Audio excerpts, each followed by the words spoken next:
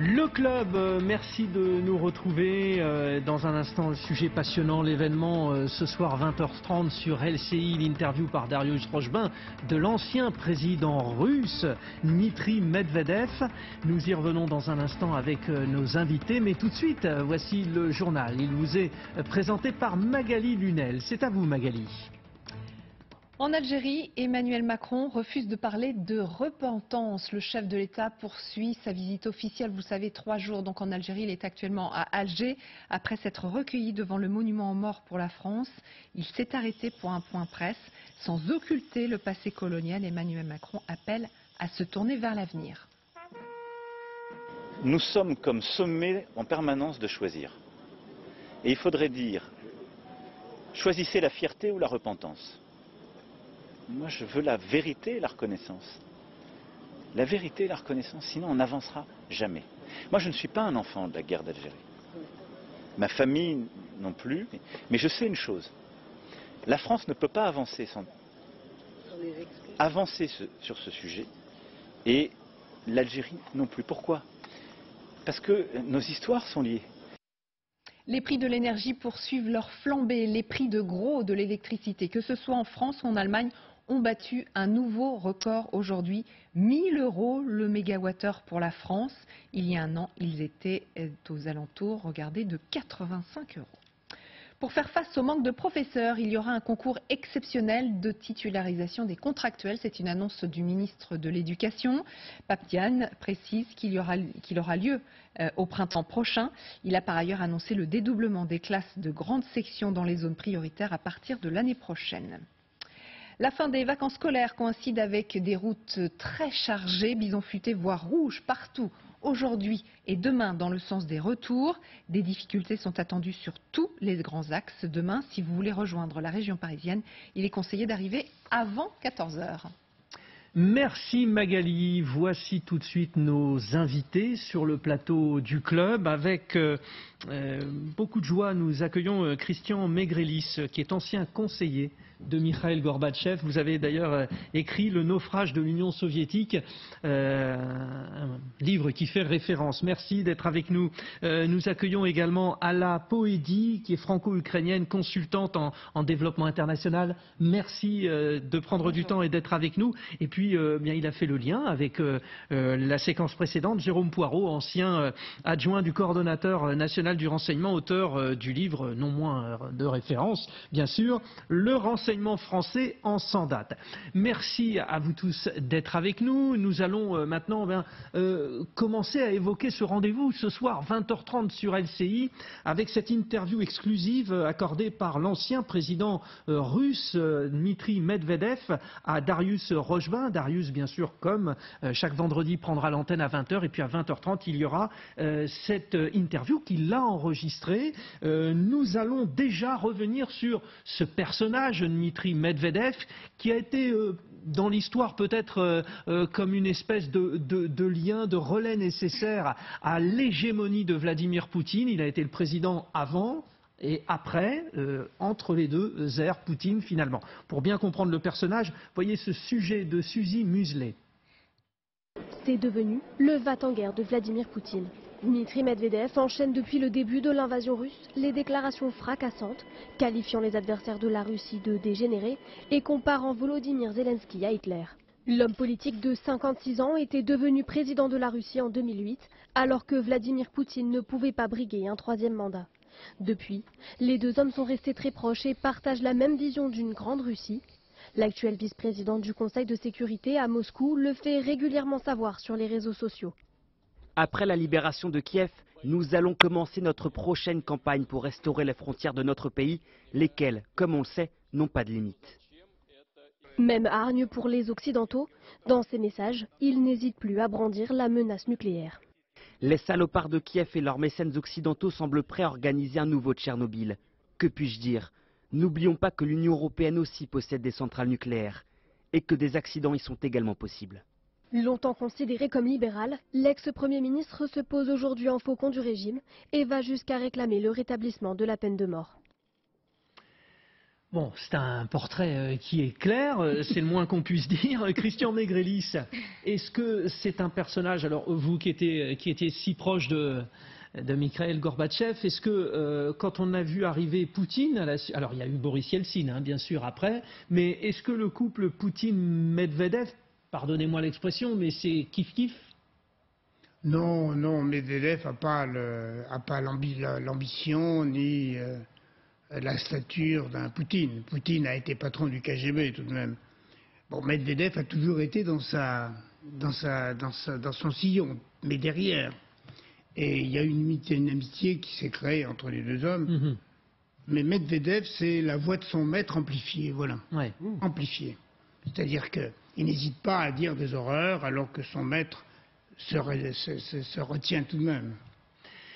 Le fait d'avoir été Jérôme Poirot, ce relais, alors on rappelle que c'est peut-être une histoire aussi constitutionnelle, hein, puisque à l'époque, Vladimir Poutine ne pouvait pas enchaîner plus que 2 mandats. Exactement. Est-ce que finalement, le renseignement dans lequel vous avez agi a vu la même opacité sous Medvedev que sous Poutine ?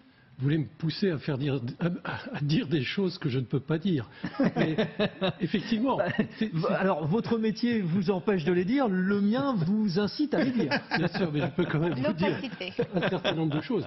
C'est quand même un cas exceptionnel que celui que vous décrivez, c'est-à-dire que Vladimir Poutine était président, il ne pouvait pas faire plus de 2 mandats, et donc il y a eu cet accord avec Dimitri Medvedev qui était son Premier ministre. Donc c'est Medvedev qui est devenu président. On voit bien que les élections en Russie, c'est une formalité. Et Vladimir Poutine est devenu son Premier ministre. Et puis au bout de 4 ans, Vladimir Poutine pouvait redevenir président et Medvedev s'est effacé. Il faut quand même une confiance qui est quand même exceptionnelle. Parce que quand on accède au pouvoir suprême, ce qui est le cas de Medvedev comme président, il aurait pu trouver la place confortable et vouloir y rester. Ouais. Donc c'est un fidèle, je pense que c'est le plus fidèle de tous. Et comme vous le dites, c'est la voix de son maître. Et ce qu'il exprime à travers les déclarations que vous avez citées, c'est exactement l'idéologie de Douguine. Et donc ça dit aussi que c'est celle de Vladimir Poutine, que Douguine ait été soit ou pas proche de Poutine, ça c'est accessoire. Parce que quand on parle de... Qu'est-ce qu'on retiendra finalement de cet homme à la tête de la Fédération de Russie? C'était quoi? C'était qu'il était la marionnette de Poutine? Non, l'associé. L'associé? Oui, ouais. Le bras droit. Le très fidèle bras droit. Le bras droit, les enfants se connaissent. Une de mes employées avait son mari un de mes employés avait sa femme qui était institutrice chez les Medvedev, qui me racontait un petit peu comment les choses se passaient. Elle lui apprenait le français et puis diverses autres choses. Et elle me disait que lui était un homme extrêmement sec, extrêmement distant, très prétentieux. Alors que sa femme était tout à fait normale. C'était à l'époque où il était Premier ministre, il n'était pas encore président. À la Poédie, oui. Vous vouliez réagir? Oui, par rapport à Medvedev, en fait, c'est un homme de l'ombre, il est assez transparent. Et si vous voulez, en Russie, il n'est pas pris au sérieux. Il y a un épithète. Il n'est pas pris au sérieux. Non, pas du tout. Pas du tout, ni la population, ni au niveau politique, parce que c'est quelqu'un qui est assez atteint de l'alcoolisme, et on sait très bien qu'il tombe régulièrement dans ces moments de profonde alcoolémie. Donc après, quand il ressort, il nous ponde les phrases comme on a vu récemment sur le Télégramme, où il déteste les Accidentaux, où il nous parle des menaces nucléaires à l'Occident. Alors, Jérôme Poirot va vous répondre, c'est très bien, on va avoir l'échange, mais effectivement... Je l'entends, tu peux côté effectivement, trépidant. Quand Dmitri Medvedev parle de la Géorgie en disant que ce pays ne peut exister qu'en faisant partie de la Russie, du Kazakhstan en disant que c'est un pays, un État artificiel et qu'il accuse de génocide... Oui, il dit, vous voyez, il est dans position aujourd'hui, on parle de lui comme pitoyable, hein, c'est un russe Jalki. Le mot Jalki Medvedev, c'est une sorte de phrase qui existe, Medvedev pitoyable. Donc, Jalki, c'est pitoyable. Voilà. Donc on parle de lui, il essaie d'avoir une place, parce que quand vous étiez quand même pendant 4 ans vous étiez marionnette qui jouait le président de la Grande Russie, c'est sûr que ça laisse les traces. Et depuis, il est dans le placard, mais carrément. Il veut se faire remarquer, il veut se faire voir, donc c'est un peu comme, vous savez, un amoureux transi et sans amour réciproque. Donc il est là, mais Poutine ne le voit pas vraiment de cette manière. Hein. Il est toujours le voit parce qu'il ne lui pardonne pas ces moments, voilà, quand il est dans les histoires d'alcoolémie, voilà. Donc du coup, c'est pas un vrai prétendant, mais lui, il se pose en tant que parce qu'il veut dire, il dit à ça à tout le monde que moi j'y étais déjà, je sais comment ça marche. Donc si vous me mettez, même je vais être marionnette, mais mettez-moi en avant parce qu'au moins avec moi ça a bien marché. Vous voyez, c'est un peu son positionnement. Grâce à vos savoirs respectifs, nous avançons vraiment très loin dans le portrait psychologique du personnage. Décidément, ça donne envie d'assister ce soir à 20h30 à l'interview par Darius Rochebin de ce Dimitri Medvedev. Mais je note, Jérôme Poirot, que vous avez tiqué à un moment. Allez-y. Oui, qu'il ait un goût pour la boisson, il est russe. Après tout, ça n'étonnera personne. Mais les déclarations qu'il fait, je pense que quand il les fait, il est parfaitement lucide. Il sait exactement ce qu'il fait. Alors vous dites, c'est peut-être un amoureux déçu. Quand il a quitté le pouvoir, un poste spécial a été créé pour lui. Donc il est vice-président du Conseil de sécurité de Russie, qui est un emploi éminent, donc il a quand même une surface politique et il s'exprime.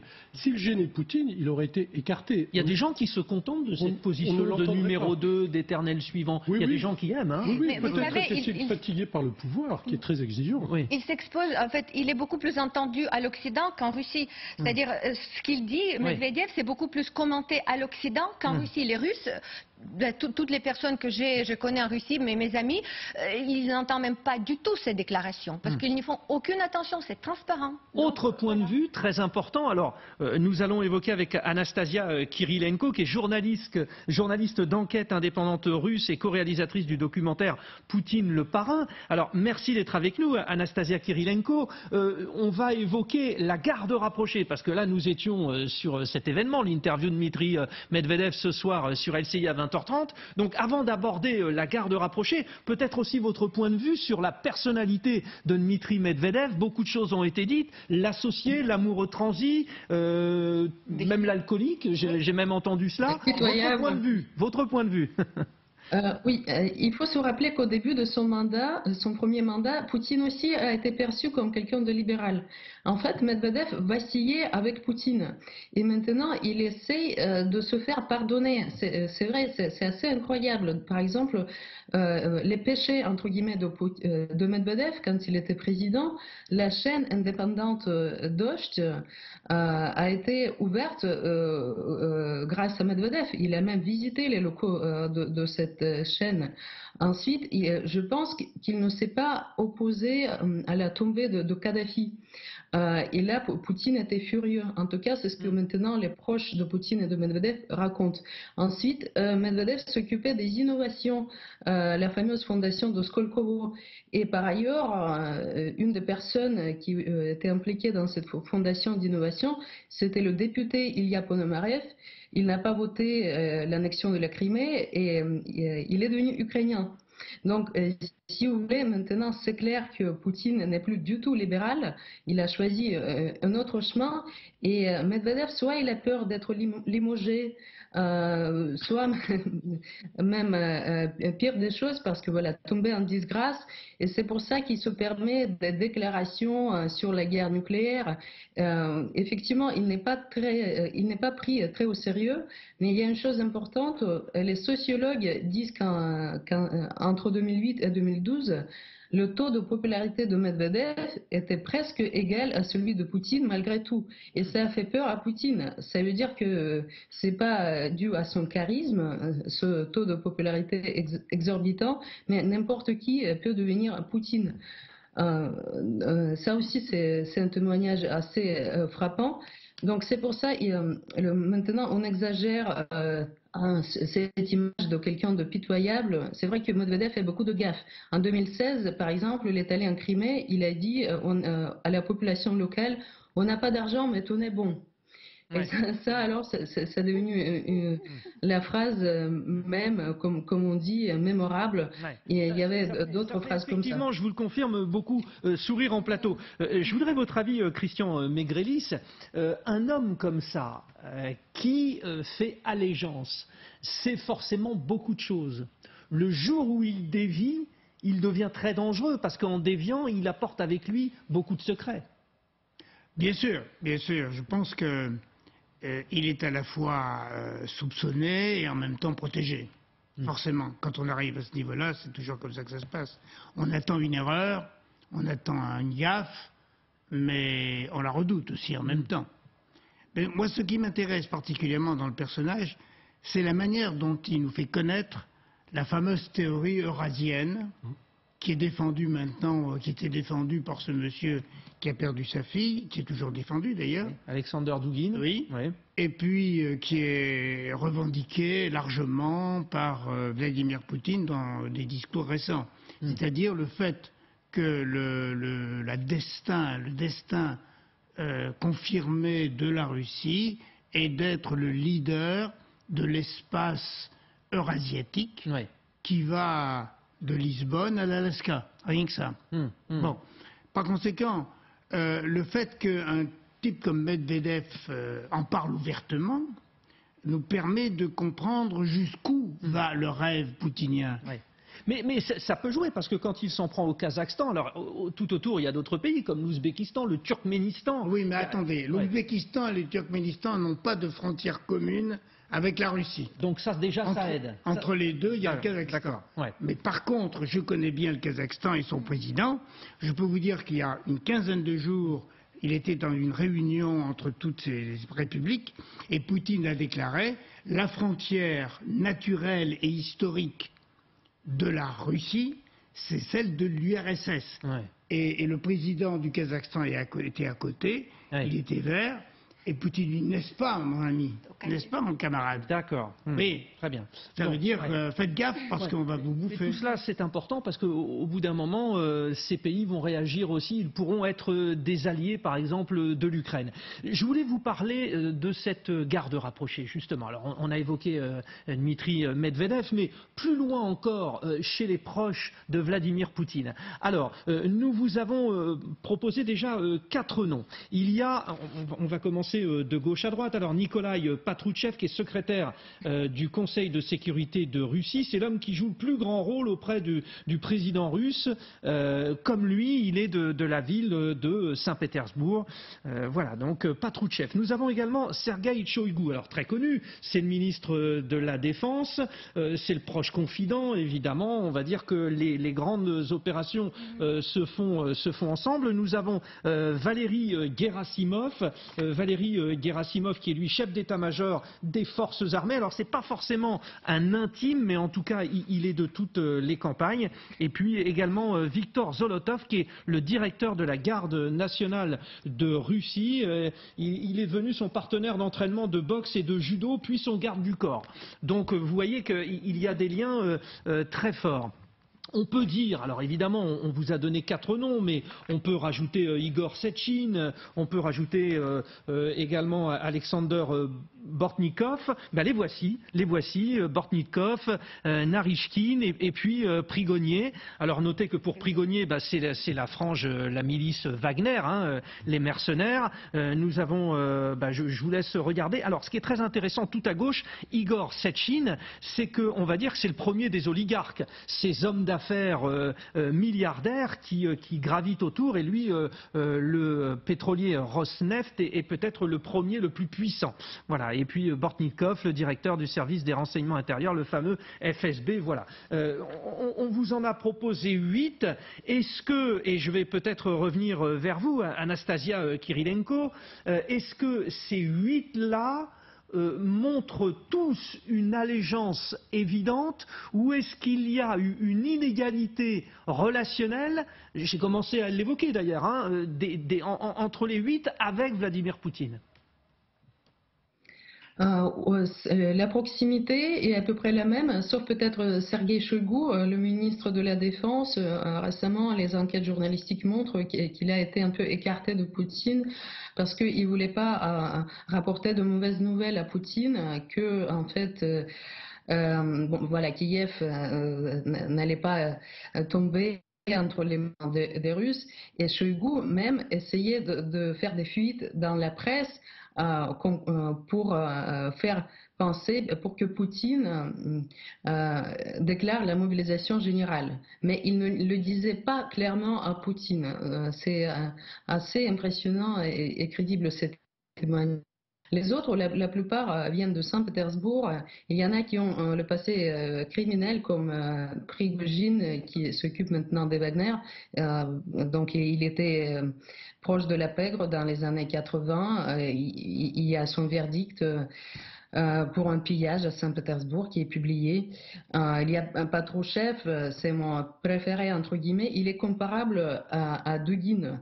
Il publie lui-même les textes dans les médias de propagande sur le fait que l'Ukraine n'existe pas, le peuple panslave, etc. Donc peut-être il y a une certaine compétition pour la succession entre ces gens-là. Alors, même chose, Jérôme Poirot, je ne vous demande pas de tout me dévoiler, mais il est clair, alors, quand on a vécu l'ère Ceausescu, par exemple, il y a eu une révolution de palais.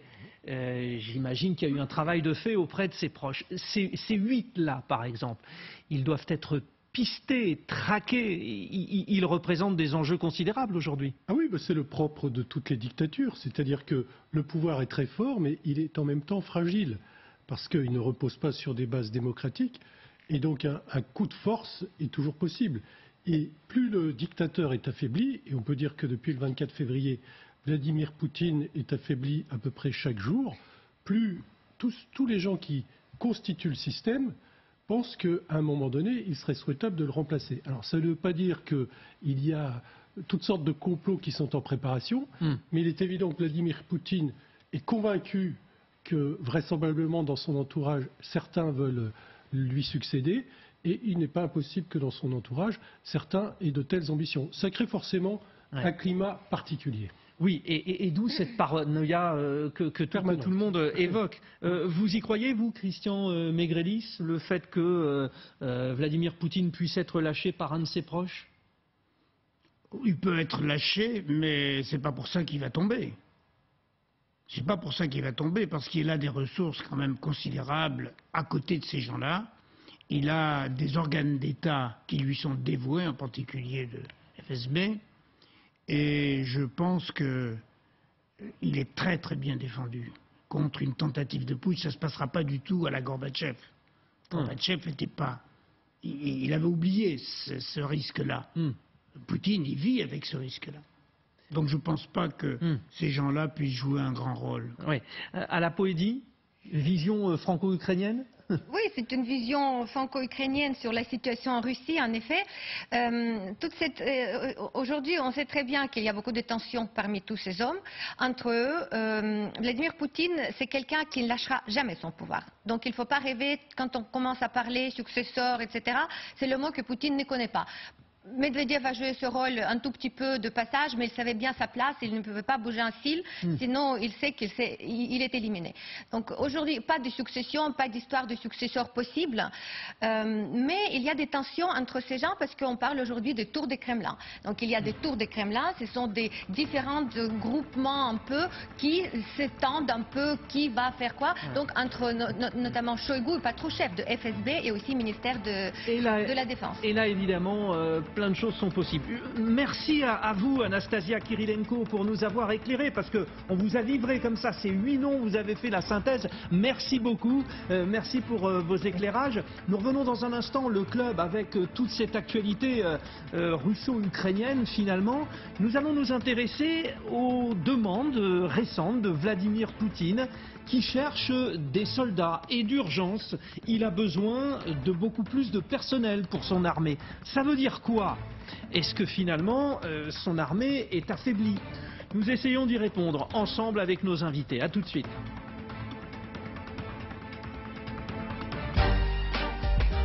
Dès lundi 9h, vous avez